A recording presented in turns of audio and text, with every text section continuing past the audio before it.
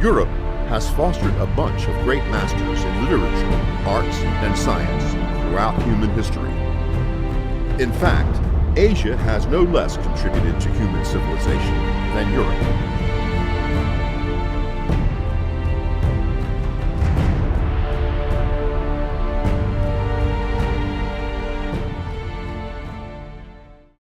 West Asia was recorded as a cradle for Western civilizations.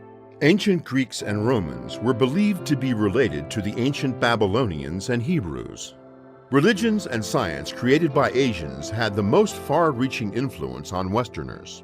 For instance, ancient Greek mythology brought in characters and ideas from the fairy tales created by the Babylonians.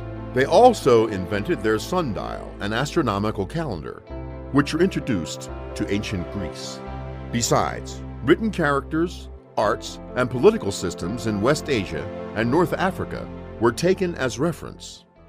The cultural prosperity invigorated economic development in Asia. Around 5 centuries ago, China and India were known as the world's economic hubs, which produced most of the silk and porcelains in the world. Eastern Chinese city Nanjing alone produced over 1 million porcelain items per year.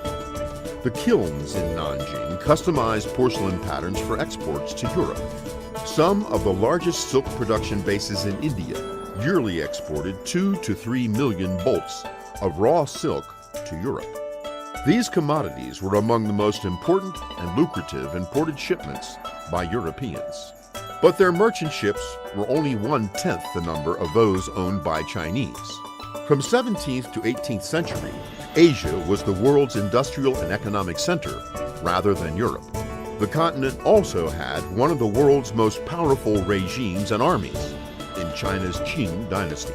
China, with its bountiful cultural achievements, provided Europeans much to learn. British historian John Atkinson Hobson said in his book that China witnessed the first great industrial miracle between 12th to 19th century. Philosophy, mathematics, and Chinese medical science from the populous country were exported to Europe through a series of diplomatic missions. Hobson believed that Great Britain would remain an underdeveloped country without Chinese invention. Interestingly, Asia was first referred to by Europeans as a geographic integrity.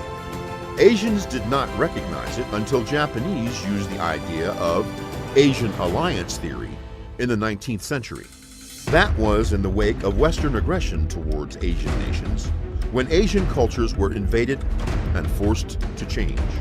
The aftermath of the invasion has lasted for centuries. Even until now, retrieving cultural confidence remains the goal for Asian countries. But this needs witness from various participants in history, both Asians and other peoples in the world.